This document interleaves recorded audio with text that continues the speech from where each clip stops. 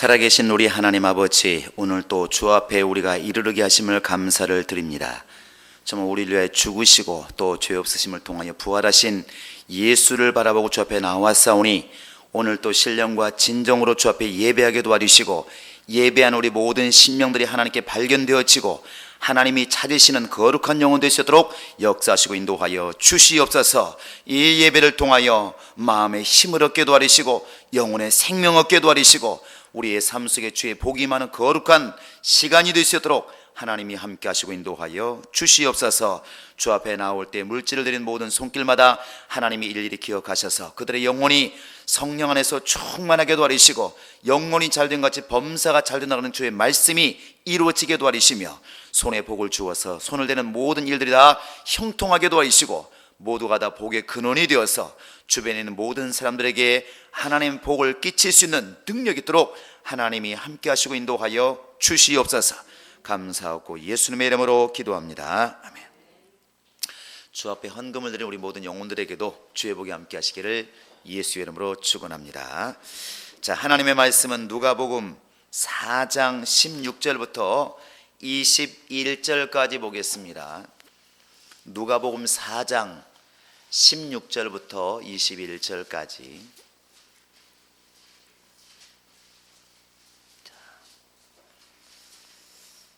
같이 읽겠습니다. 시작. 예수께서 그 자라나신 곳 나사렛에 이르사 안식일에 자기 규례대로 회당에 들어가사 성경을 읽으려고 서심해 선지자 이사야의 글을 들이거늘 책을 펴서 이렇게 기록한 데를 찾으시니 곧 주의 성령이 내가 임하였으니 이는 가난한 자에게 복음을 전하게 하시려고 내게 기름을 부으시고 나를 보내사 포로된 자에게 자유를 눈먼 자에게 다시 보게 함을 전파하며 눌린 자를 자유케 하고 주의 은혜의 해를 전파하게 하려 하심이라 했더라.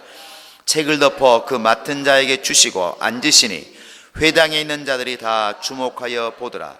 이에 예수께서 저희에게 말씀하시되 이 글이 오늘날 너희 귀에 응하였느니라. 아멘. 자, 하나님의 관심은 복음에 있다. 시작. 하나님의 관심은 복음에 있다. 하나님의 관심은 복음에 있다. 하나님의 관심은 복음에 있다. 우리가 이렇게 지금 시대별로 이렇게 구분해서 교회사를 보면 율법을 주실 때에는 하나님이 여호와란 이름으로 계속 등장을 합니다. 나 여호와가 말하노라, 나 여호와가 말하노라. 계속 이렇게 여호와의 이름으로 계속 하나님 말씀이 우리 인간들에게 전해지고, 이제 신약에 와서는 예수님이 친히 육체를 입으시고 이 땅에 오신 다음부터는 예수께서 가라사대 이 말은 내가 하는 것이 아니라 나를 보내신 아버지의 말씀이다.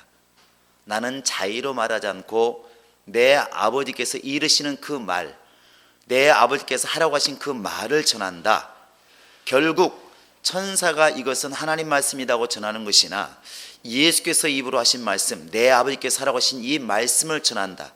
예수님이 이 땅에 계시는 동안에는 아들의 입을 통하여 계속 우리에게 하나님의 말씀을 전해 주었다는 것이죠. 근데 그 아들마저도 이제 승천하셔서 하늘로 이렇게 올라가셨습니다. 누가 우리에게 하나님 말씀을 전해 줄 것인가? 여기 대해서 분명히 예수께서는 말씀하십니다. 성령이 오시면 그는 또 다른 보혜사라. 그가 오시면 너희에게 내가 하는 이 말을 기억나게 하고 생각나게 하고, 이 말이 무슨 말이냐? 아버지가 내게 주신 이 말씀들을 동일하게 다시 기억나게 하고 다시 생각나게 할 것이다. 그리고 그는 진리의 영이시기 때문에 너희 영혼을 진리 가운데로 인도하시리라. 그러므로 너희들은 그 성령을 받을 때까지, 그분의 능력을 받을 때까지 이 예루살렘을 떠나지 말고 여기서 기다려라. 이제부터는 그분이 바로 이 교회를 이끌 것이고 너희를 이끌어갈 것이다. 이렇게 말씀하셨어요. 역시 그 말씀처럼 사도행전 20장 28절에 보면 바울이 이제 그 에베소 장로들을 청하에다가, 지금으로 말하면 목사들이겠죠, 그 지역을 담당하고 있는 목사들을 다 오라고 해서 말을 합니다. 내가 지금 이제 예루살렘에 가는데 거기서 어떤 일을 만날지 모르겠다. 이것이 아마도 내가 가는 너희들의 얼굴 보는 마지막이 될 수도 있다. 지금 예루살렘 핍박이 많이 있기 때문에 내가 가면 아마 거기서 순교를 당할지 모르겠다, 이 말이죠. 그러나 어떤 환난과 핍박이 나를 기다린다 할지라도 나는 주의 길을 가겠다는 것이 바울의 다짐이었었고, 이런 말을 하고 그 에베소 교회 장로들에게 이런 말을 합니다. 28절에서 너희들은 조심해라, 삼가라.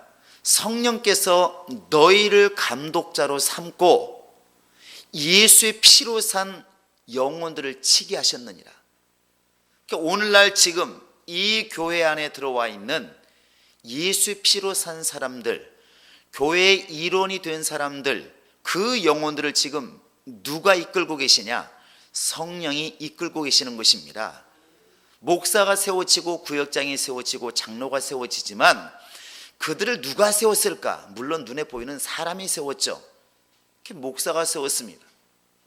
그러니까 우리가 가끔가다 놀라는 말 듣기도 하죠. 하지만 목사들이 생각할 때 내가 세웠다, 내가 너를 세웠는데 너 그럴 수 있느냐? 이럴 수 있지만 그것은 지극히 위험한 발상입니다. 하나님께서 성령을 통하여 우리를 세우신 겁니다. 그것도 세우신 사람의 얼굴을 위해 세운 게 아니라 사실은 예수의 피로 값주고 산 영혼들, 그들을 치게 하려고 그 양떼를 위해서 하나님께서는 성령을 통하여 목자를 세운 겁니다. 그러니까 목사가 세웠든 누가 세웠든 사람을 세워서 임명장을 주고 하니까 겉으로 볼 때 사람이 세우는 것처럼 보이지만 궁극적으로는 성령이 세우신 것이 맞고, 세우는 사람이나 세움받은 사람이나 역시 이 사실을 절대로 망각해서는 안 되는 것입니다. 그래서 교회의 주인은 예수님이신 것이고 지금 이 교회를 맡아서 이끌어 가시는 분은 바로 성령이신 겁니다. 우리가 늘 고민하고 기도하고 관심 가져야 될 것은 성령의 음성을 끊임없이 듣는 것입니다. 그러나 우리는 참 불행하게도 너무나 육신의 감각은 발달해 있지만 영감은 발달해 있지 않아서 사람이 크게 보이는 것입니다. 사람이 크게 보이는 거예요. 사람 말은 크게 들리고 사람이 서운하게 하면 크게 상처를 받잖아요. 때로는 그것이 하나님이 나에게 지적하는 말일 수도 있는데 사람은 미운데 이상하게 주의 음성은 안 들리는 것이죠. 그러니까 나귀가 네가 나를 왜 지금 핍박하냐, 내가 너를 위해서 무슨 잘못이 있다고 이렇게 발람에게 나귀가 말을 했을 때 이 소리는 주의 음성이라고 빨리 깨달았으면 회개했을 텐데 나귀만 때리는 것이죠. 이놈은 나귀가 오늘 왜 이러나, 이놈은 나귀가 왜 이러나. 나귀는 보이는데 뒤에 계시는 주의 음성이 안 들리는 것이죠. 우리는 이런 경우가 너무 많지 않습니까? 그래서 지금 이 시대에, 여러분과 지금 내가 살고 있는 이 시대는 은혜 시대라 지금 불리는 시대입니다. 누구든지 간에 예수 믿으면 구원을 받고, 설사 하나님께 우리가 하나님을 모독하는 일을 해도 별로 그게 큰 벼락쳐서 죽지 않습니다. 율법 시대에는 하나님께 범죄하면 즉시로 징계가 왔어요. 안식일을 범하면 즉시로 징계가 왔습니다. 지금 여러분 주일날 어디 갔다고 해서 무슨 벼락이 칩니까? 모르죠. 아무런 해가 없으니까. 마치 우리에게 모든 것이 자유가 주어진 것처럼 보이지만 언젠가는 나중에 몰아서 심판할 때가 있다는 것이죠. 어찌됐든 지금 이 은혜 시대에 이 교회를 이끌어 가시는 분은 바로 성령이십니다. 그래서 성령의 음성을 들을 만한 귀를 가져야 되고, 그 음성을 들었다 할지라도 순종할 만한 능력이 있으면 무슨 소용이 있겠습니까? 그 음성을 듣고 순종할 만한 그런 결단력이 있어야 신앙생활을 이렇게 성공할 수가 있는 것입니다. 근데 여기서 우리가 우리 스스로에게 질문해 줄 수 있어요. 우리는 다 성령 받은 사람이라고 인정을 하고 왜 성령을 주었을까? 하나님이 나에게, 많고 많은 사람 중에 왜 나에게 성령을 주셨을까? 나에게 왜 성령을 주었을까? 오늘 예수는 자신에 대해서 지금 말하고 있습니다. 이 지금 여러분 오늘 보는 일글을 보시면 17절에 선지자 이사야 글을 드리거늘 책을 펴서 이렇게 기록한 데를 찾으시니 이렇게 말하고 있고, 이 글이 자신에게 지금 당한 글이라는 것을 말하고 있습니다. 20절에 보시면 나와 있지 않습니까? 책을 덮어서 그 맡은 자에게 주시고 회당에 있는 자들을 다 주목하여 보더라. 그러니까 21절에 예수께서 저희에게 말씀하시되 이 글이 곧 주의 영이 내 안에 임하였으니, 바로 이 말이 오늘날 너희에게 임했다. 내가 곧 그라고 하는 것이죠. 바로 성령이 오늘 너희에게 나에게 임할 때가 되었다는 것을 말하고 있는데, 이 약속의 말씀은 이사야가 보면 61장에 나와 있습니다. 거기는 분명히 여호와의 영이라 나와 있지만 그 주님의 영이 임하면 바로 이렇게 가난한 자에게 복음이 전해지고 포로된 자에게 자유가 임해지고 아픈 자에게 억압받는 자에게 자유가 임해질 것이다, 이렇게 예언이 되어 있습니다. 근데 이렇게 예언되어진 이 말씀이 예수를 통하여 오늘날 우리에게 임하였다.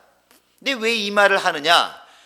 보시면 18절에 보시면 주의 성령이 내게 임하였으니 이는 가난한 자에게 복음을 전하게 하시려고, 이렇게 돼 있어요. 이것을 우리나라 말로 도치법으로 써보면 복음을 전하게 하시려고 오늘날 성령이 우리에게 임했다, 이 말 아니겠습니까? 뒤집어보면, 그러니까 주의 성령이 내게 임하였으니 그 임한 이유는 복음을 전하게 하시려고 임했다. 그러니까 우리말로 해석해 보면 복음을 전하게 하시려고 하나님의 성령이 내게 임했다, 이런 뜻입니다. 성령이 임하신 목적 중에 큰 목적이 무엇이냐? 복음을 전하게 하시려는 것입니다. 자, 성령은 복음을 전케 하신다. 시작. 성령은 복음을 전케 하신다. 이 전케 그러니까 좀 이렇게 이상하게 들리는데 그냥 들려서 복음을 전하게 하신다, 이런 뜻이죠. 복음을 전하게 하신다. 누가? 성령이 오시면 가난한 자들에게 복음이 전해지고, 가난한 자뿐이겠습니까? 포로된 자, 눈먼 자, 이런 자에게, 눌린 자에게 전해진다는 것이죠. 이사야서 61장에 보면 마음이 눌린 자, 이런 자들에게도 하나님께서는 성령이 정말 그들에게 복음을 전하게 하셔서 그 모든 곳에서 이렇게 해방시켜 주신다는 것입니다. 이렇게 해방되는 것에 대해서 바로 주님께서는 복음이라 말하는 것입니다. 그러니까 바로 가난한 자가 듣는 복음이 무엇이겠습니까? 부유해지는 거죠. 마음이 눌린 자가 전하는 복음이 무엇이겠습니까? 눌림에서 해방되는 것입니다. 그래서 우리는 구원이란 말을 생각하는 것입니다. 예수 믿고 구원받으세요, 이렇게 말했을 때 그 구원이 뭡니까? 영혼말을 말합니까? 그게 아니지 않습니까? 그러면 예수께서 뭐하러 이 땅에 계시는 동안에 그렇게 죽은 자를 살려주시고 아픈 자를 고쳐주시고 귀먹은 자를 열어주시고 눈먼 자를 고쳐주시고 배고픈 자에게 빵을 주십니까? 영혼만 구원하면 되었지 뭐하러 그런 것들을 구원해 주시냐는 것이죠. 구원이란 말 속에는 이 모든 것이 담겨 있는 것입니다. 그래서 이사야서 53장 4절 6절에도 분명히 나왔지 않습니까? 그가 찔림은, 그냥 막 답이 나왔으면 좋겠어요. 그가 찔림은 우리의 허물을 인함이요 그가 상함은 우리의 죄악을 인함이라. 그가 징계를 받음으로 우리가 나음을 입었고 그가 채찍의 마음으로 맞음으로 우리가 나음을 또 2번 나왔습니다. 뭐가 잘못됐죠? 그렇다 치고 이 모든 것이 예수를 통하여 성취되는 그것이 바로 복음입니다. 그러니까 우리가 이렇게 설교할 때랑은 다들 영혼을 얘기하고 육신을 얘기합니다. 그러니까 영혼이 잘 되면 범사가 잘 되고 강건하다. 육체도 강건해지고 범사가 잘 되는 게 복음이 맞아요. 영혼도 잘 되는 게 맞고. 그런데 이상하게 돈 문제를 얘기하면 돈은 터부시합니다. 왜? 그렇게 쓰이는 것도 있으니까. 돈을 사랑함이 일만하게 뿌리라고 그랬으니까. 그러니까 돈은 왠지 모르게 교회에서는 말해서는 안 되는 금기사랑처럼 사항점도 있어요. 누군가 대표 기도할 때 하나님 우리 돈 좀 많이 벌게 해주세요, 이렇게 기도하는 사람 한 명도 못 봤습니다. 대표기도 하시는 분이 성령 충만, 은혜 충만은 얘기하지만 하나님 우리 돈 좀 많이 벌겠어 이렇게 말하는 사람은 아무도 못 봤어요. 왜? 말하는 사람이나 듣는 사람이 뭔가 좀 거북한 게 있어요. 근데 건강도 잘 기도하지 않습니다. 왠지 모르게 육신적인 사람 같은 느낌이 들어요. 마치 청년부나 대학생들에게 이렇게 대화를 해보면, 기도시켜보면, 기도 제목 내라고 그러면 결혼 기도는 별로 안 내놓습니다. 연애한다는 말을 잘 하지 않습니다. 왜? 그렇게 말하면 꼭 속물인간처럼 들려지니까. 가장 그 시기에 가장 중요한 게 사실은 가장 큰 사건이 결혼인데, 그렇게 큰 사건을 고민하고 있으면서도, 앞에 두고 있으면서도 그걸 내놓으면 왠지 모르게 속물처럼 느껴지는 게 있어서, 적어도 예수 믿는 사람이라면 무엇을 기도해 드릴까요? 그러면 내 영혼에 충만하면서 기도해 주세요, 이렇게 많이 말한다는 것이죠. 그런데 주님의 말씀처럼 이것도 행하고 저것도 버리지 말아야 될지니라. 우리가 영혼이 사망에서 구원받는 것이 주님의 은혜라면, 가난함에서 구원받아 부유하게 되는 것도 주님의 은혜입니다. 병에서 놓여 건강해지는 것도 은혜입니다. 당연히 기도하셔야 됩니다. 할렐루야. 마음의 억압에서 놓여 마음이 자유한 것도 영혼의 구원 못지않게 받아야 될 은혜라는 것입니다. 이것을 기도하는 것은 절대로 죄가 아니라는 것이죠. 그것을 잘못 사용하니까 문제라는 것입니다. 나는 우리 교인들이 부유한 자가 되었으면 좋겠습니다.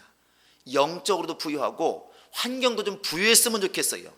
주님이 쓰고자 원할 때, 야 나귀 좀 쓰다 할 때 나귀가 있어야 쓰지. 주께서 말씀하신 네 집을 오늘 써야 되겠다, 집이 있어야 쓰지. 아무것도 없는데 뭘 쓰겠습니까? 오늘 주님께서 원하실 때 마음껏 내놓을 수 있는, 뭔가 내놓을 수 있는 게 있으면 좋겠어요. 이런 때 아멘이 크게 나오면 분명히 부유해질 겁니다. 그랬으면 좋겠습니다. 뉴욕에 있는 그 얼마나 물가가 비싸다고 그러지 않습니까? 뉴욕을 가보진 않았지만 물가가 엄청 비싸대요. 근데 그 뉴욕 시민들이 수돗물값을 안 낸다고 그러지 않습니까? 사실은 안 내는 게 아니라 다른 사람이 내주고 있는 것이죠. 누굽니까? 그 석유왕이라 말하는 록펠러가 다 내준 겁니다. 그 당시에 물가 비싸고 물이 귀할 때였으니까 내가 우리 뉴욕 시민들만큼은 물 걱정하지 않고 살게 해줘야 되겠다 싶어서 자기 돈을 많이 벌었으니까 자기가 아예 수돗물값은 책임지겠다, 이 도시에 수돗물값은 내가 책임지겠다. 수돗물값, 그렇게 비싼 도시에 수돗물값을 내지 않는다는 것이죠. 여러분, 그 사람이 멋있는 것입니까? 돈은 일만하게 뿌리다 그래가지고 평생 동안 가난하게 살면서 정부에서 주는 돈만 가지고 사는 사람이 의로운 사람이겠습니까? 물론 어쩔 수 없으면 그렇게 살아야 되겠지만 나쁘다는 게 아닙니다. 그러나 하나님의 사람이라면 어느 쪽을 기도해야 되겠냐는 것이죠. 오늘 먹을 양식이 없는데 누군가가 나에게 먹을 양식을 주었다, 오늘 정말 하나님이 나를 도우셨다 그러고 간증할 것인가? 아니면 하나님께 내 복을 주어서 내가 다른 사람을 도와주었다는 것 때문에 간증할 것인가? 이건 우리 선택의 문제입니다. 우리는 그런 사람들이었으면 좋겠어요. 우리 교인 중에서 서울의 수돗물값 비싼데 내가 책임지고 다 낼 것이니까 수돗물값 받지 마세요, 그렇게 말할 수 있는 사람이 우리 교인 중에서 앞으로 나올 수 있기를 바랍니다. 소리가 아까보다는 커졌습니다. 한 번 더 하면 더 커질 것 같아요. 미국에 가면 웬만한 도시는 다 도서관이 하나씩 있다고 그럽니다. 웬만한 큰 도시에 가면 그 도서관 이름이 뭐냐면 카네기 도서관이라고 그러죠. 카네기는 강천왕이라고 합니다. 여러분 아마 책들도 많이 봤을 거예요. 어떻게 부자가 되었냐, 11조에서 얘기할 때 글을 꼭 나오잖아요. 나는 8살 때부터 그냥 8센트부터 11조 한 것밖에 없다, 근데 하나님께서 나를 이렇게 오늘날 부자를 만들어 주었다, 그게 간증이잖아요. 근데 그가 돈을 벌어서 뭐 했을까? 자기를 자랑하고 자기 가족을 자랑하고 가난한 사람 보면 에이 등신들아 이렇게 했을까? 그렇지 않았다는 것이죠. 하나님께서 내게 돈을 맡기신 것은 나를 위해서라는 것이 아니라 무언가 이 나라를 위해서, 다음 후손들을 위해서 무언가 나에게 하라고 돈을 맡기신 것이다, 이렇게 생각했다는 것이죠. 그래서 우리 후손들을 위해서 가장 내가 할 수 있는 일이 무엇일까? 그것은 책을 익히는 것이다. 그래서 자기의 돈을 내 가지고 그렇게 자기 힘을 다해서 죽을 힘을 다해서 번 돈을 가지고 웬만한 거 다 도서관을 세워 나갔다는 것입니다. 전국에 도서관을 세운 것이죠. 그 도서관을 통해서 많은 아이들이 책을 읽고 성장하면서 얼마나 큰 일을 감당하겠습니까? 여러분, 우리 예수 믿는 사람이 돈을 벌어야 될 이유가 여기 있는 것입니다. 그게 복음 아니겠습니까? 가난한 자가 부유하게 된 것, 그게 복음 아니겠습니까? 또 정말 마음에 억압된 사람이 마음의 억압에서 놓이는 그날이 복음 아니겠습니까? 지옥 갈 수밖에 없는 사람들이 예수 믿고 하나님의 자녀가 된 그것이 바로 복음 아니겠습니까? 이것을 전하게 하시려고 성령이 우리 안에 임하셨다는 사실입니다. 할렐루야! 우리에게 이러한 능력이 있기를 바랍니다. 그래서 복음을 얘기할 때는 천국이라는 말, 하나님의 나라라는 말을 꼭 사용합니다. 마태복음 4장 23절에 보시면 예수께서 복음을 전하시되 천국 복음을 전하시니라 이렇게 되어 있잖아요. 천국 복음.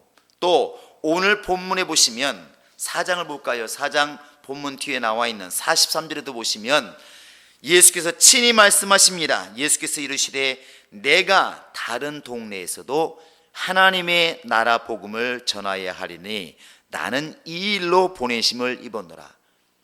아버지가 나를 이 땅에 보내셨는데 사람들이 묻습니다. 왜 보내셨나요? 바로 하나님의 나라의 복음을 전하게 하시려고, 하나님 나라의 복음을 전하게 하시려고 아버지가 나를 보내셨다. 이게 답이에요. 예수가 직접 말씀하시는 겁니다. 이것을 갖다가 바로 주님께서는 알고 계시는 거예요. 주의 성령이 오늘날 내게 임하셨으니 이 복음, 천국 복음을 전하게 하시려고 성령이 내게 임하셨다. 이 복음이 전해지는 그날이 무슨 날이냐? 그게 바로 은혜의 날이라는 것이죠. 우리 19절 읽어볼까요? 본문에. 자, 누가복음 4장 19절 읽어보시겠습니다. 시작. 주의 은혜의 해를 전파하게 하려 하심이라. 앞과 뒤를 읽어보면 이렇게 읽을 수 있는 것이죠. 주의 성령이 내게 임하셨으니 주의 은혜의 해를 전파하게 하려 하심이라. 여기에서 그 해라는 말이 우리나라 말에 이렇게 동어가 많아서 헷갈리는데, 해라고 하는 것은 영어로 말하면 year, 우리나라 말로 말하면 년자입니다. 1년, 2년 하는 것처럼 년자예요. 년자. 또 헷갈리지 말아야 할 것은 시편 23편에 보면은 내가 사망의 음침한 골짜기를 다닐지라도 해를 두려워하지 않을 것은, 그러니까 이 해가 그 해인가 이렇게 생각하시면 안 됩니다. 거기에서 말하는 해는 해코지 한다는 그런 해고, 그러니까 내가 사망의 음침한 골짜기, 죽음이 넘치는 그런 골짜기, 막 공포가 있고 죽음이 있는 그런 골짜기를 내가 걸어갈지라도 걱정하지 않을 것은, 해코지를 두려워하지 않을 것은 주님이 나와 함께 하시기 때문에 내가 안전하다, 그런 말이고, 여기에서는 은혜의 해를 전파하려 하심이라는 것은, 해라고 하는 것은 그런 년, 올해가 지금 2014년인데 이런 해를 갖다가 전파하고 싶다는 것이죠. 이 말을 제대로 이해하기 위해서는 레위기 25장에 가보면 희년이란 말이 나와요. 희년. 희년 아시나요? 희년. 자꾸 여자를 생각하시면 안 됩니다. 희년이 뭐냐면 50년째가 되는 해를 희년이라고 그래요. 이것은 7년마다 돌아오는 안식년의 완성이라 보시면 됩니다. 일주일의 완성은 7일이에요. 그래서 우리가 안식일이라고 말하지 않습니까? 여섯 동안 몸이 열심히 일하고, 여섯 동안 일하고 제 7일째는 뭐 해라? 쉬어라. 쉽게 말하면 육신의 그 모든 힘든 것에서 해방되라는 것이거든요. 해방, 자유하라는 것이거든요. 그래서 안식일 날은 쉬는 겁니다. 일하지 말고 쉬라는 것이죠. 사람들도 쉬라는 법에 매여가지고 그냥 야, 무거운 거 들면 안 된다, 멀리 가면 안 된다, 이스라엘 사람들은 그 법에 매여버린 것이죠. 사실은 6일 동안 힘써서 일한 육체에게 자유를 주라, 그런 뜻입니다. 그 다음에 이 안식일이 좀 발전한 게 뭐냐면 안식년이에요. 6년 동안 열심히 일을 했다, 땅을 열심히 사용했다 그러면 6년 동안 열심히 그 해먹은 땅이 이제는 땅도 고갈됐으니까 쉬게 해야 되지 않겠느냐. 그래서 6년 만에 7년째 되는 날 안식년을 찾아서 땅도 좀 묵히고 쉬어라 이런 뜻 아니겠습니까? 그리고 안식년이 이제 완전히 완성된 게 뭐냐면 희년이라는 것입니다. 7년 동안, 이게 7년째가 안식년인데 그것을 7번 하면은 그게 이제 안식년입니다. 희년이죠. 희년이 뭔데 그러느냐? 희년 때에는 종살이 하던 사람을 다 놔줘야 됩니다. 그러니까 내가 오늘 누군가를 돈을 줘가지고 종을 사서 부려먹었다 할지라도 50년째 신년이 되면 놔줘야 된다는 것이죠. 놔줘야 되고, 종만 놔주면 그 사람 어떻게 살겠습니까? 그동안에 땅을 샀으면 땅을 다시 돌려주라는 것이죠.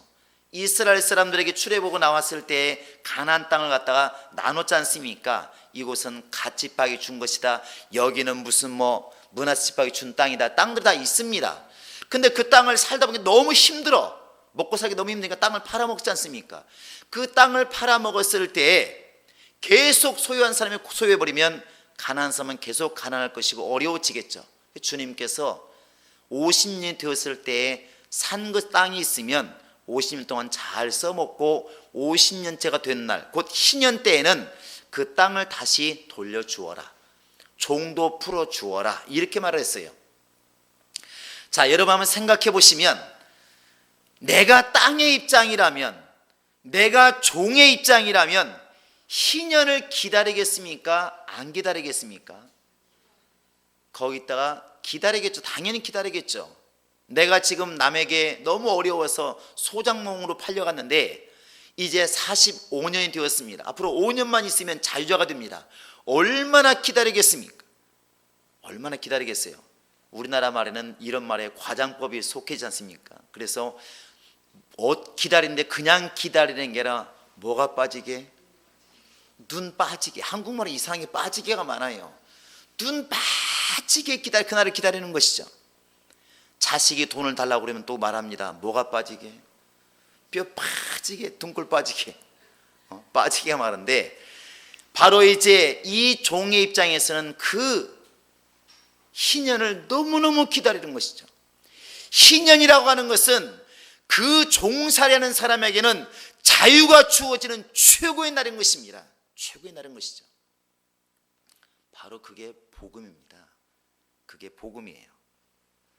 그래서 성령이 우리 안에 임하신 것은 은사를 자랑하라는 것이 아닙니다.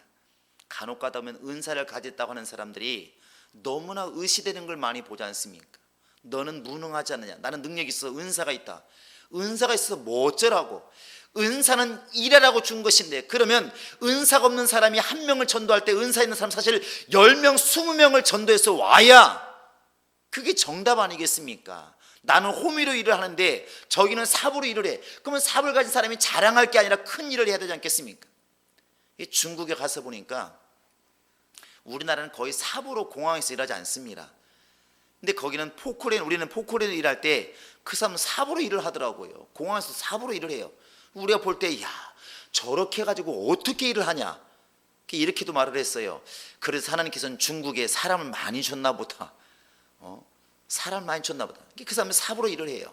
그런데 어떤 사람이 삽을 가지고 일하는데 포크레인 가진 사람이 아이고 그렇게 해가지고 언제나 일하겠느냐 이런 말만 하고 있으면, 우리는 너 500명이 일할 것을 나는 한 번에 일할 수 있다 이런 말만 하고 있으면 그게 무슨 의미가 있겠냐는 것입니다. 이게 어떤 사람이 나는 영감이 있다, 나는 능력이 있다, 병 고치는 은사가 있다 이런 말을 자랑한들, 그것이 자기의 자랑이 되고 있다면 심각한 것입니다. 주의 성령이 임하신 것은 복음을 전하게 하려 하심이라. 복음이 무엇이냐? 가난한 자에게 복음이 전해서 하나님께서 부유하게 되고, 병자가 고침받고 죽을 자가 살게 되고, 이게 복음이 아니겠느냐? 그래서 그 사람에게, 눌린 자에게 은혜의 해를 전하는 것이, 희년과 같이 자유를 주는 것이 이게 복음이 아니겠느냐? 이게 우리의 사명이라는 것이죠. 이게 성령께 쓰임받은 사람들의 역할이 아니겠습니까? 할렐루야. 그래서 로마서 10장 15절에도 정말 하나님께서 아름답게 보시는 게 무엇이냐? 바로 복음을 전하는 자들의 발이라는 것입니다. 그것은 물론 상징으로 얘기했지만 하나님께서 보실 때 의기양양하고 부를 자랑하고 명예를 자랑하고 지식을 자랑하고 은사를 자랑하는 사람이 아름다운 게 아니라 복음을 전하는, 몸부림친 복음을 전하는 그 사람의 발이 너무 아름답다, 너무 아름답다. 결국 하나님의 관심은 내 입에 있는 것이 아니라, 내 머리에 있는 것이 아니라, 내 가슴에 있는 게 아니라 복음을 전하려고 움직이는 그 발에 주님의 관심이 있다는 것입니다. 할렐루야. 우리 안에 정말 그런 능력이 있기를 바랍니다. 그래서 이 땅에서 회개할 것이 없는, 그 정말 회개할 것이 많은 그 죄인아가 돌아오면 하늘에서는 잔치가 열린다고 그렇게 우리에게 일러주고 있는 것입니다. 그게 뭔데? 우리가 봤을 때 예수 안 믿던 사람이 한 사람 예수 믿을 때 우리가 무슨 큰 은혜가 있습니까? 얼마 내 생활에 무슨 영향이 있으며 내 생활에 무슨 영향이 있습니까? 그러니까 그냥 새신자 하나 왔구나, 우리 교회 새신자 하나 왔다, 기쁘다, 이 정도지만 하나님의 관심, 성령이 오신 이유도 그 한 사람, 죄에 눌린 그 사람을 해방시키는 것, 가난한 사람 부유케 만드는 것, 병에서 놓여 자유케 하는 것, 이것에 관심이 있기 때문에 누군가가 그렇게 죄에서 놓여 희년을 맞이할 때, 자유의 해를 맞이할 때 하나님께서는 너무 기뻐서 잔치를 연다는 것입니다. 이 기쁨을 우리가 조금이라도 이해하고 싶으면 탕자의 비유를 들지 않습니까? 집 나갔다가 죽었는지 살았는지 몰랐는데 그 아들이 돌아왔을 때 부모가 얼마나 기쁘면 소를 잡고 동네 사람 다 초청해가지고 잔치를 열지 않습니까? 동네 사람도 똑같은 말을 했을 거예요. 아니, 그렇게 무슨 돈 벌러 나간 자식도 아니고 그렇게 부모를 버리고 나간 자식이 뭐가 잘났다고, 망해서 돌아온 자식이 뭐가 저렇게까지 할까? 엊그저께 퀴즈도 그런 게 나오더만요. 그 탕자에 비유했을 때, 탕자가 돌아올 때 가장 슬픈 게 누구냐 그러니까 살찐 송아지, 이렇게 말하는데, 그 탕자에 비유해서 아버지의 심정이 얼마나 기뻤으면, 남들이 저런 자식을 위해서 무슨 잔치를 하냐 말든 상관없다, 피나든 말 상관없다는 것이죠. 부모에게는 기쁨이 된다는 것입니다. 여러분, 성령이 오신 이유 중에 하나가 복음을 전하는 겁니다. 복음을 전하는 것입니다. 바로 우리가 이제는 이 사명을 감당한 것입니다. 내가 성령 받았기 때문에 성령 못 받은 사람들 보고 저렇게 불쌍하고 답답한 사람 어디 있을까가 비난하라는 것이 아니라 나아가서 복음을 전하라는 것입니다. 그래서 나도 내 안을 통해서 억압받는 사람이 있으면 놓아줘야 되고, 또 아직도 죄 가운데 있는 사람들, 병 가운데 있는 사람들, 억압 속에 있는 사람들, 그들에게 내게 성령이 임하셨다고 한다면 은혜의 해를 전하는 것이, 그게 우리의 사명이 아니겠습니까? 그 사람에게 오늘 이 복음이 전해졌으니, 예수께서 너 안에 임하였으니 너 오늘부터 자유해라, 병에서 놓여 건강해져라, 가난에서 놓여 부유해져라, 이젠 죄에서 놓여 정말 구원받으라. 이게 바로 은혜의 해를 전파하는 거 아니겠습니까? 할렐루야. 우리가 전하는 이 전도에는 이런 엄청난 뜻이 지금 담겨 있는 것입니다. 여러분, 성령 안에서 여러분이 성령을 받으셨다고 한다면 복음을 전하는데 최선을 다하시고, 이렇게 한번 생각해 보시기 바랍니다. 내가 전하는 이 복음이, 말로 전하는 이 복음이 저 사람에게는 은혜해가 될 수 있다. 50년 동안 종살이 하던 데서 오늘 종지부를 찍는 바로 해방의 날이 될 수가 있다는 것을 생각하시고, 주님이 그것을 얼마나 기뻐하시는 걸 알았다고 한다면 이제부터 그 일에 힘쓰게 쓰임받는 우리 모두가 될 수 있기를 주의 이름으로 축원합니다. 할렐루야. 나를 통해서 해방시키는 자가 많이 나올 수 있기를 바랍니다. 할렐루야. 할렐루야. 언젠가 그런 영화가 있었는데, 쉰들리스트라는 영화가 있었는데, 그 사람이 천몇 명을 갖다 이렇게 구원시키지 않습니까? 그 아우슈비츠, 그 정말 죽으러 가는 사람들을 갖다가 자기 시계 팔고 옷 팔고 돈 다, 공자인 돈 팔아가지고 천몇 명을 사가지고 죽을 영혼들을, 유대인들을 살렸어요. 이게 유대인들이 가면, 지금도 이스라엘 가면 그를 위한 공원이 꾸며져 있습니다. 쉰들리스트는 그들에게 영웅이죠. 근데 그에게 이 모든 것이 끝났을 때, 2차 대전이 끝났을 때 너무나 고맙다고, 정말 당신은 대단한 사람이라고 말했을 때 그가 마지막 그런 말 했다고 그랬죠. 내가 괴로운 것은 내가 조금만 더 욕심부리지 않았더라면 더 한 사람이 더 구원시킬 수가 있었을 텐데, 지금 저 가스실에 죽어간 그들을 갖다가 한 명 더 살릴 수가 있었을 텐데 내가 좀 더 그러지 못했다, 이런 말을 했다고 그럽니다. 굉장한 사람이죠. 우리도 주님 곁에 갈 때 이런 후회가 없도록 오늘 복음을 전해야 되겠습니다. 여러분, 우리가 전하는 이 복음이 아무것도 아닌 것처럼 보이지만 성령으로 감동되어서 복음을 전하고 있다고 한다면 내 말을 듣는 그들에게는 오늘이 바로 해방의 날이 될 수 있고 자유의 날이 될 수가 있습니다. 여러분에 의해서 희년이 선포되어지는, 죄인에게 해방받는 희년이 선포되어지고, 병든 자의 고침받는 희년이 선포되어지고, 가난한 자가 부유케 되는 그런 희년이 선포되어지는 놀라운 역사가 있기를 예수의 이름으로 축원합니다. 이 시간 우리 다 같이 기도하시겠습니다. 하나님, 오늘 또 성령이 내 안에 임하신 것은 복음을 전케 하시려고 임하신 것이오니 내가 이 사실을 알았으니 나를 통하여 정말 주변의 모든 사람들 속에 아직도 죄 가운데 있는, 아직도 억압 가운데 있는, 아직도 눌려있는 그들에게, 마귀에게 눌린 그들에게 나를 통하여 자유가 전해지고 정말 해방이 선포되어지는 희년이 선포되게 하소서, 복음이 전해지게 하소서. 예수의 이름으로 믿고 간절히 기도하시겠습니다. 예수여, 예수여, 예수여. 살아계신 우리 하나님 아버지, 참으로 성령께서 우리를 정말 사용하시고 인도하시는 것은 주님의 나라를 전하고 복음을 전하기 위해서 하신 것이오니 주께서 역사하셔서 우리 모두에게 주님의 은혜만에 충만하시도록 역사하시고 인도하여 주시옵소서. 주의 성령 임하신 것은 은혜의 해를 전파하려 하심이라 말씀해 주었으니 우리를 통하여, 우리 교회를 통하여 이렇게 은혜의 해가 전해지기를 원합니다. 자유할 수 있는 놀라운 능력이 우리와 교회를 통해 전해질 수 있도록 하나님이 함께 하시고 인도하여 주시옵소서. 마귀에게 눌린 자들에게 정말 주 예수를 통하여 자유가 있다는 것을 선포하기도 하시고 그들을 구원하여 그들의 영혼이 자유케 된 역사가 우리를 통하여 전해질 수도 역사하여 주시옵소서. 병든 자가 자유케 되는 교회가 되게 도와주시며, 마음에 눌린 자가 자유케 되는 그런 교회가 되게 도와주시며, 죄에 눌린 자가 자유케 되는 그런 교회가 될 수 있도록 우리 아버지 하나님이 함께 하시고 인도하여 주시옵소서. 우리 모두가 다 이런 일에 쓰임받기를 원합니다. 우리 성도들 가는 곳곳마다 참 우리 성도들을 통하여서 죄인이 구원받는 역사에 있게 도와주시옵소서. 병자가 병이 수도에 자유케 된 역사에 있게 도와주시옵소서. 마음에 눌린 자들이 참 우리 교인들을 통하여서 마음에 놓여 정말 자유케 된 역사가 있도록 하나님이 함께 하시고 인도하여 주시옵소서.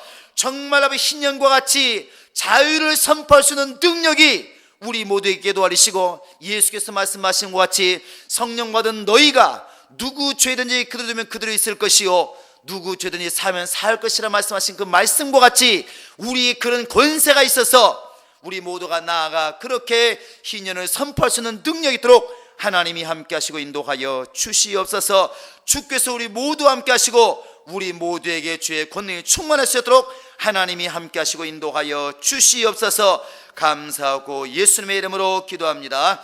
아멘. 이제는 우리 주 예수 그리스도의 은혜와 하나님 아버지의 극진하신 사랑과 성령의 교통하심과 인도하심이 이제 성령으로 충만하여 주께서 원하시는 복음을 전하여 영혼들을 자유케 하기로 작정한 모든 심령들 머리 위에 이제로부터 영원토록 함께 있을지어다. 아멘.